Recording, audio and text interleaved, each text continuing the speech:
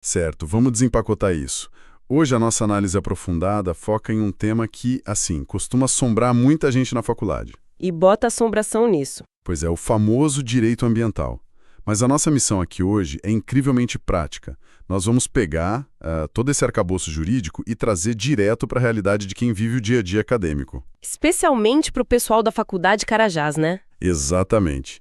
E para fazer isso funcionar de um jeito visual, a gente vai usar como cenário a própria cidade de Marabá. Com todo o seu calor, os rios e aquela dinâmica vibrante que só quem está na Amazônia conhece. É isso. A ideia é pegar aquele PDF denso da matéria, aquele texto pesado, e mostrar como ele opera na esquina da faculdade, tipo, na vida real. E para darmos o pontapé inicial de forma sólida, vamos direto à base teórica que sustenta tudo isso. A fundação do negócio. Isso. Como a gente já sabe das aulas de Constitucional, o jurista Luiz Roberto Barroso nos lembra de algo fundamental. Que os princípios são a base, certo? Exato. Ele diz que os princípios são essencialmente o conjunto de normas que espelham a ideologia da nossa Constituição. Eles são o DNA da ordem jurídica. O código-fonte de como a lei deve funcionar. Perfeito. Mas o que chama atenção na nossa leitura do material de hoje é como esses princípios se dividem. Temos os estruturantes, os gerais e os específicos. E é aí, nos específicos, que o direito ambiental entra com os dois pés na porta. Bate de frente mesmo.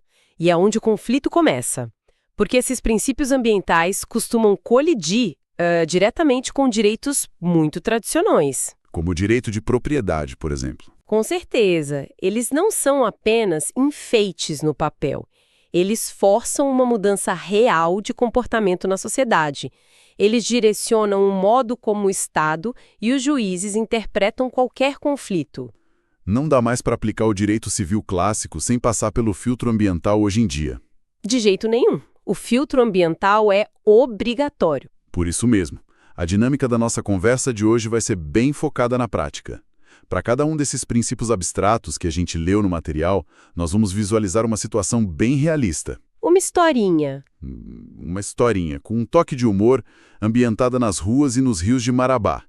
E logo em seguida, a gente destrincha a ciência jurídica pesada por trás daquela piada. O objetivo é que quem nos ouve nunca mais esqueça essas regras. Nem na hora da prova e nem na vida prática no fórum. Então, vamos para o primeiro caso. Pode mandar. O cenário de Marabá é perfeito para testar essas teses. Então, imagina a seguinte cena. Um estudante da Faculdade Carajás, morador lá do núcleo Nova Marabá, decide que precisa se livrar de uma geladeira velha e quebrada. Já prevejo o problema. Pois é. Para não gastar dinheiro contratando uma caçamba de entulho, ele tem uma ideia brilhante. Ele resolve jogar a geladeira direto no rio Tocantins. Nossa! O raciocínio dele é aquele clássico bem equivocado de quem acha que o lixo simplesmente desaparece. Ele pensa, o rio leva, a correnteza cuida do resto, problema resolvido. Longe dos olhos, longe do coração. Exato. Só que, uma semana depois, para comemorar o fim do semestre, esse mesmo estudante vai acampar na praia do Tucunaré. Que é o grande cartão postal da cidade na época da seca. Sim, aquele calorzão. Ele chega lá, corre para a água, dá um mergulho relaxante e topa o dedão do pé com toda a força do mundo. Ai! Em quê? Exatamente na própria geladeira velha que a correnteza arrastou e que encalhou num banco de areia bem ali. Essa ironia ilustra perfeitamente o nosso primeiro conceito. O que é fascinante aqui é como isso explica o princípio da ubiquidade. Ubiquidade é uma palavra forte. É sim.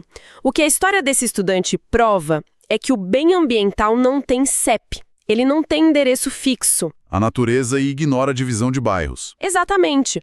O meio ambiente não encontra qualquer fronteira espacial, territorial ou temporal. A água que passa na Nova Marabá e recebe o lixo é a mesma água que banha a praia do Tucunaré. Ou seja, juridicamente falando, isso derruba aquela velha tese de defesa territorial de que o problema fica contido. Exemplo global clássico. Qual deles? Aquele de que um derramamento de óleo na Noruega pode perfeitamente afetar o Polo Sul por causa das correntes marinhas. É a mesma lógica da geladeira no rio Tocantins, só que numa escala planetária. Precisamente. E o Superior Tribunal de Justiça, o STJ, já pacificou esse entendimento. Eles reconhecem de forma expressa o caráter ubíquo e transnacional do meio ambiente. A natureza simplesmente ignora a caneta do legislador que desenha os limites no mapa. Ignora totalmente, não importa se é um limite de um bairro, de um município ou de um país. Mas traz isso para a prática judicial. Como isso funciona num processo? Porque se o dano não tem limite geográfico claro, a responsabilidade de quem polui também se expande, não é? Esse é o ponto central da questão. Os documentos do nosso mergulho apontam 3 consequências jurídicas gigantescas desse princípio da ubiquidade. Quais seriam? A primeira é exatamente essa que você deduziu. Como é extremamente difícil delimitar a extensão exata de um dano ambiental, a reparação exigida pela lei deve ser a mais ampla possível. Então não dá para o poluidor chegar para o juiz e dizer que só vai pagar pelo que estragou no próprio quintal. De forma alguma.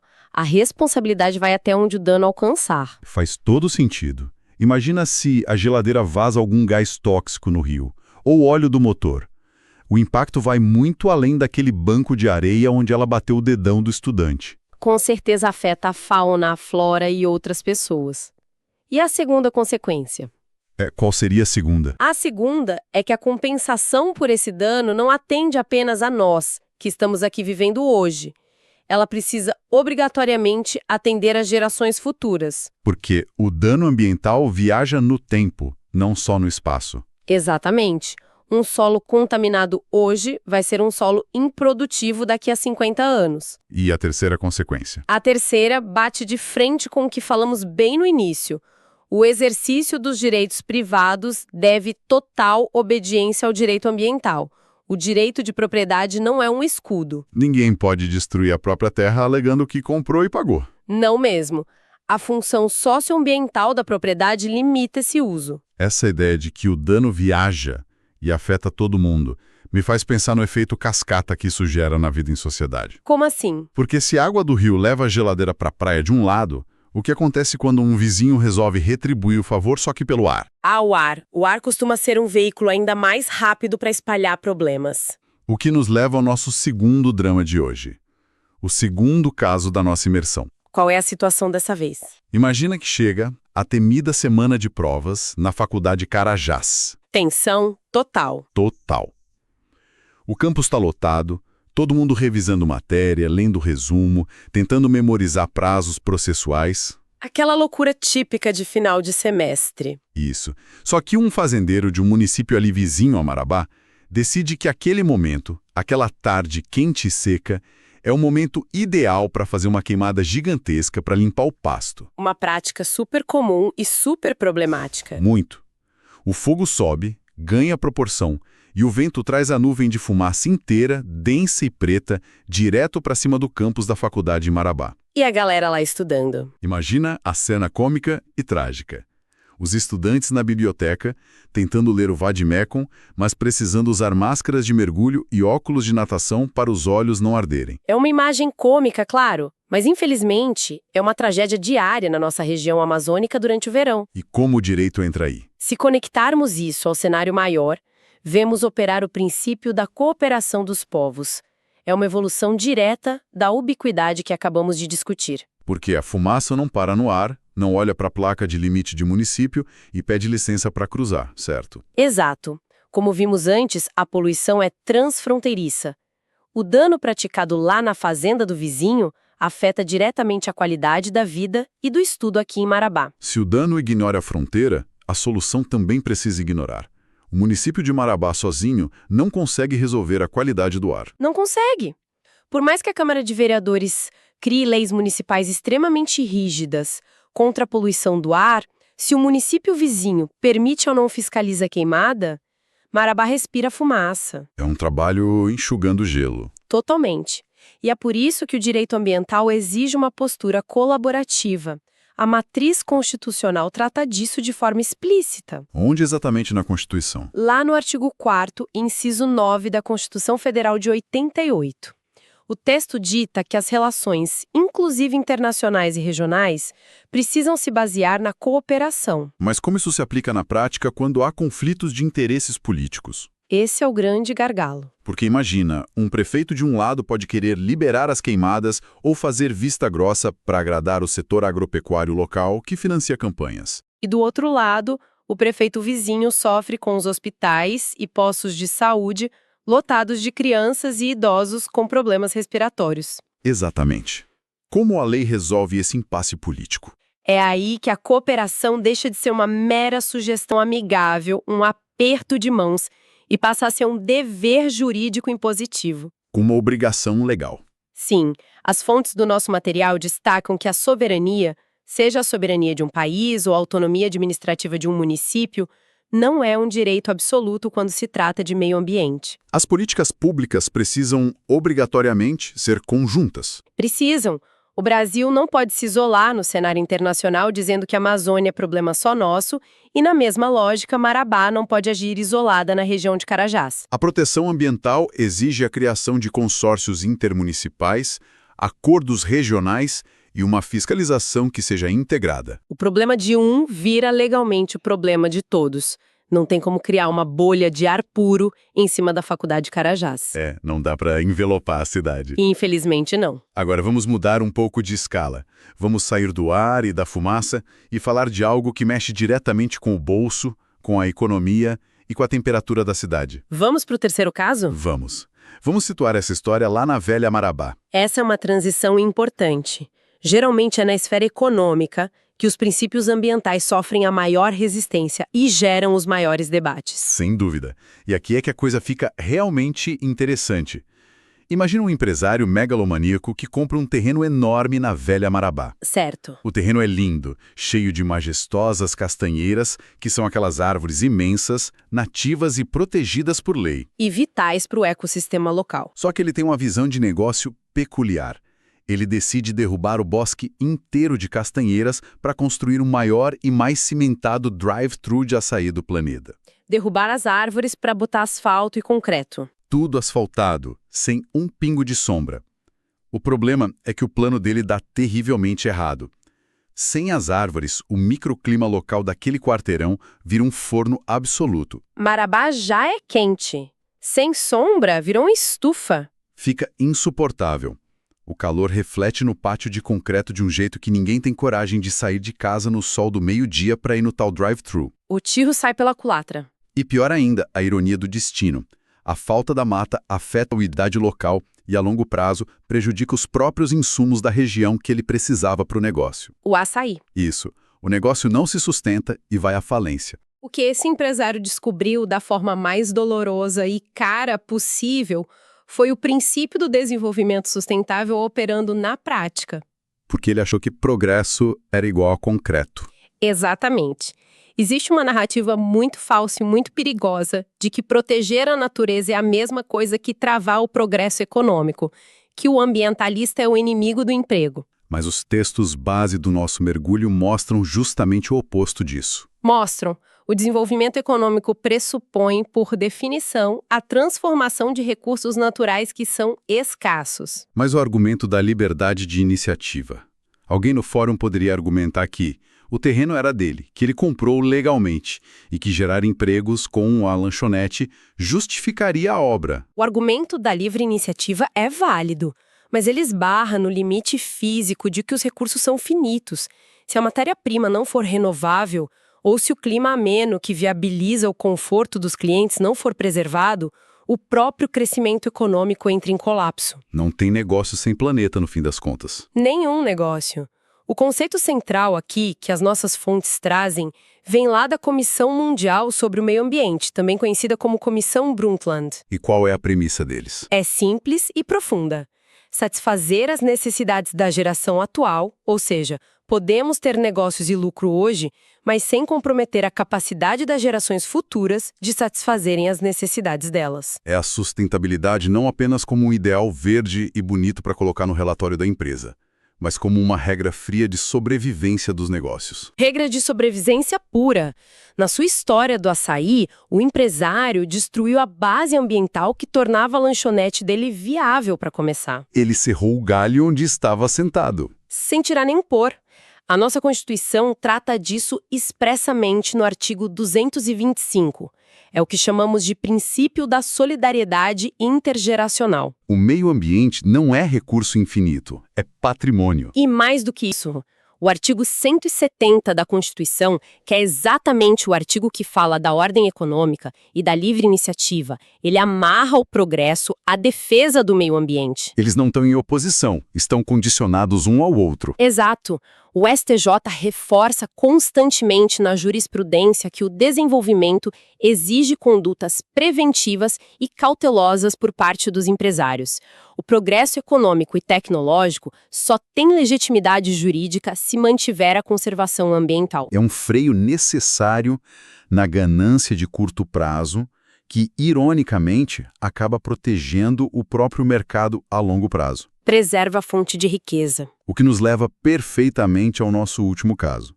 E esse envolve uma confusão clássica de quem tem muita vontade de mudar o mundo, mas pouco conhecimento prático de como fazer isso. A famosa boa intenção que não resolve o problema. Essa mesma. É o que as nossas fontes chamam de trio de ouro. O princípio da informação, o da educação e o da participação ambiental. Esses três. E eles andam completamente de mãos dadas. É praticamente impossível aplicar um sem acionar os outros dois na sequência. E como isso acontece na nossa história? Presta atenção no caso. Uma indústria de processamento resolve se instalar bem perto da Faculdade Carajás. Certo. E do nada começa a soltar um cheiro terrível no ar e um barulho ensurdecedor de maquinário pesado o dia inteiro. Inviabilizando as aulas. Totalmente. Aí um aluno, super indignado e muito bem intencionado, decide protestar e fazer barulho contra a indústria. E o que ele faz? Ele aluga uma caixa de som gigante, daquelas de show, coloca na caçamba de uma picape, leva para a porta da prefeitura de Marabá e começa a tocar tecnobrega no volume máximo. Nossa! A justificativa dele é chamar a atenção para o problema do barulho, da indústria fazendo mais barulho. O resultado? Deixa eu adivinhar. Ele toma uma multa. Acertou em cheiro. Ele acaba multado pelo pessoal da fiscalização, baseado no selo ruído, que é regulamentado pela Resolução CONAMA 237 de 97. É cômico, é muito cômico, mas no fundo é triste. Ele tentou lutar pelo direito ambiental cometendo uma infração ambiental. Exatamente. Aí entra a colega de turma dele na história. Aquela aluna nerd que sempre senta na primeira fileira e lê todas as decisões do STJ. A aluna preparada. Ela chega, vai lá na caixa de som, desliga o cabo da música e manda a real para ele. Ela diz que ele está fazendo tudo errado. O caminho não é o tecnobrega alto. O caminho é exigir o raima da empresa e usar uma ação popular. Olha, a atitude dessa colega levanta uma questão essencial sobre como a vontade política de agir precisa desesperadamente dos instrumentos jurídicos corretos. Não basta ter vontade, tem que ter a técnica. Exato. E é aqui que operam os 3 princípios do trio de ouro que você mencionou. Vamos começar dissecando o princípio da informação ambiental. Que é a base de tudo. Sim. O acesso a dados sobre impactos ambientais não é um favor estatal. O prefeito não faz um favor quando diz o que a fábrica está soltando no ar. É um direito fundamental de qualquer cidadão. Ou seja, se a indústria perto da faculdade está poluindo, o aluno não precisa ficar adivinhando o que está acontecendo ou medir o ruído por conta própria. De forma alguma, o Estado tem a obrigação de contar e, mais do que isso, o Estado tem o dever de transparência ativa. O que significa transparência ativa nesse contexto? A jurisprudência do STJ, liderada por ministros brilhantes nessa área, como Herman Benjamin, é muito clara e incisiva. A regra geral na administração pública, quando se trata de meio ambiente, é não guardar absolutamente nenhum segredo. Tudo tem que estar na vitrine. Tudo deve ser divulgado. O estudo de impacto ambiental, o famoso EIA, e o seu relatório simplificado, que é o RIMA, que a aluna citou, precisam estar integralmente acessíveis a quem quiser ver. E aí a gente entra no segundo pilar do nosso trio, porque ter a informação técnica crua, uma planilha cheia de dados químicos, não adianta muito se a população não entende o que aquilo significa de verdade. É exatamente nesse vácuo que entra o princípio da educação ambiental. E aqui tem um detalhe nas nossas fontes que eu achei sensacional. O material deixa claro que educação ambiental não é apenas fazer campanha superficial de conscientização, né? Bem lembrado. Não é colar um cartaz na cantina pedindo para não jogar o copo de plástico no chão ou abraçar uma árvore no Dia do Meio Ambiente. É algo muito mais estrutural. Sim, a Lei 9.795 de 99 define com todas as letras que a educação ambiental é um processo de construção de valores sociais. A educação é um instrumento, é ferramenta metodológica. A conscientização ecológica seria, então, o objetivo final, o destino que a gente quer alcançar usando a ferramenta da educação. Perfeita colocação. E foi exatamente isso que a colega nerd da história fez. Ela usou o conhecimento jurídico dela para educar o colega sobre a forma correta e legal de lutar pelos direitos da comunidade. Ela transformou a indignação cega em ação técnica. E quando a informação e a educação estão assim bem alinhadas, elas desaguam naturalmente no nosso terceiro princípio. O princípio da participação? Isso. A sociedade não pode ser apenas uma espectadora passiva dos desastres. Ela precisa atuar ativamente. O dever constitucional de proteger o meio ambiente, segundo a nossa Constituição, tem duas vertentes. Uma negativa e uma positiva. Exato. A vertente negativa é a obrigação óbvia de não poluir. É o básico, não jogar o lixo no rio. E a vertente positiva? É o dever de exigir que os outros também não poluam e que o Estado fiscalize. É não se omitir diante do dano alheio. O aluno da caixa de som tentou exercer a vertente positiva, mas de um jeito totalmente amador, que acabou prejudicando a ele mesmo. A democracia ambiental exige ferramentas muito melhores que uma caixa de som tocando alto. Exatamente. A participação efetiva e real significa abandonar atitudes impulsivas e amadoras. E como ela se materializa na vida real? Ela se materializa por meio de organizações não governamentais atuantes, pela cobrança firme em audiências públicas durante o processo de licenciamento de grandes obras. O pessoal precisa ir nas audiências, ler o RIMA, fazer perguntas. Isso, e claro, usando o poder judiciário de forma inteligente e estratégica, com ferramentas processuais como a ação popular e a ação civil pública. Exigir o RIMA no balcão e processar quem deve ser processado é a verdadeira essência da participação democrática no direito ambiental. Então, tentando amarrar todos esses fios que desempacotamos aqui hoje do começo ao fim. Vamos lá. O que fica muito claro, analisando esses documentos profundamente, é que o direito ambiental está anos-luz de ser só um amontoado de regras chatas e um PDF que a gente lê na véspera da prova. Não é só teoria para passar de semestre. Ele é o mecanismo principal de defesa da nossa vida cotidiana.